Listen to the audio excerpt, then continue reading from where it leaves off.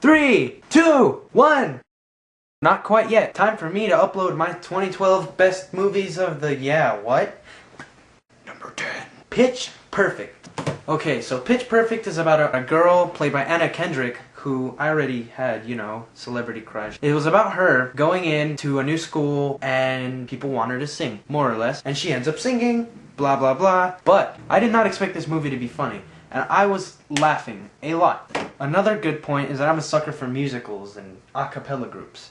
Number 9. Number 9 is 21 Jump Street. Now, I did not know much about 21 Jump Street going into it, aside from the fact that Jonah Hill was in it and it was based off of an old show. I didn't know a thing about the show except that it had Johnny Depp, and I went and saw it. What I ended up getting was one of the funniest movies I had ever seen, and that is why it is number 9 on my list of top 10 movies of 2012. Number 8, Skyfall. Growing up, I was never really into Bond.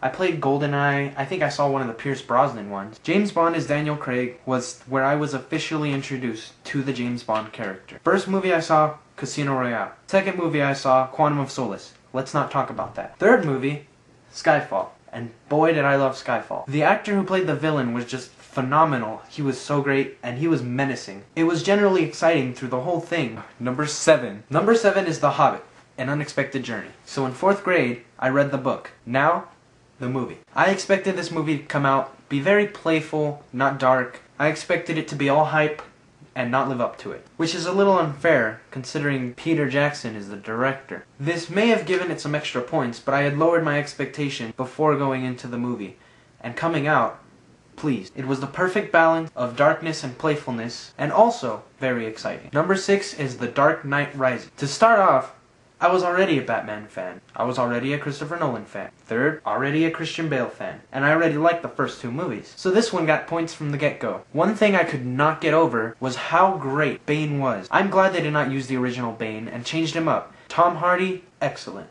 Number 5. Number 5 is when they start getting really hard to choose. Number 5 on my list was Chronicle. To start things off, the director of Chronicle was a first-time director. I'm a big fan of found footage movies, like Cloverfield. This already had my interest. The actors. Specifically the villain, or the man who turned bad. Number 4. Number 4 on my list is Prometheus. So Ridley Scott did a great job at Prometheus, but one thing that I loved was the visuals. I don't know if this was because it was my first time watching an XD movie, or if it's because it just was great, but it looked amazing. Another thing I loved was all of the references to Alien, especially at the end. One of the actors in this movie, Michael Fassbender, has my interest because I had originally seen him in Inglourious Basterds, and then again in The Green Hornet. Let's ignore his bad films for now. Number 3. Number 3 on my list is The Avengers. Okay, so to start off, I was already a big fan of Joss Whedon, and I've loved everything I've seen. Let's pretend I haven't seen Dollhouse. Another great thing was the shots. I thought the shots in The Avengers were very fun and exciting. Now I have this question for you. Did you notice the parts that were filmed with an iPhone? I didn't think so. If you said yes, you were a damn liar. Another thing I liked about The Avengers was the comedy. It was perfectly timed, and it wasn't a comedy movie, but I was laughing like crazy. But more or less, I think this movie was perfectly assembled and could not have been done better. Number 2, Django Unchained. First off, the visuals were nice. The mountain scenes, the flowers, just everything. The cast itself was great, with actors such as Jamie Foxx and Leonardo DiCaprio. How can you go wrong? That being said, I was excited to see Christoph Waltz. That sounds like a dance, like there's the Django Tango and the Christoph Waltz. So I'm not one to shy away from gore, but I'm not a big gore fanatic either. But Django Unchained had an excellent amount of blood, and it looked great. Another thing about Django Unchained is the dialogue keeps you sucked in. When hasn't Tarantino done that to you? Number 1. Cabin in the Woods.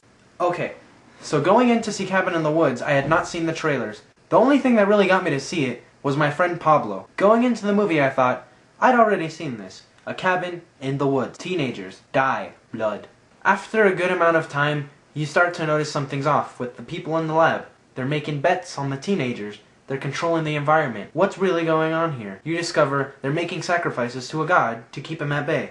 One thing you have to love about this movie is Fran Kranz. Fran Kranz plays the stereotypical teenage stoner. In a normal movie, you'd probably hope the stereotypical stoner dies. This is the one time I've rooted for him. Towards the end, when the virgin girl is getting beaten to death, Frank Kranz comes and saves the day, and that's when things get interesting. They go down the elevator and discover all sorts of horrific things. Unicorns, mermen, killer clowns, and all sorts of crazy things that a horror fan would love. And that's my top 10 favorite movies of 2012. Anything that I said in this video is completely my opinion. I'd also like to say that I have not seen all of the movies of 2012, and I'm sure a few of them would have made this list. Well, Happy New Year!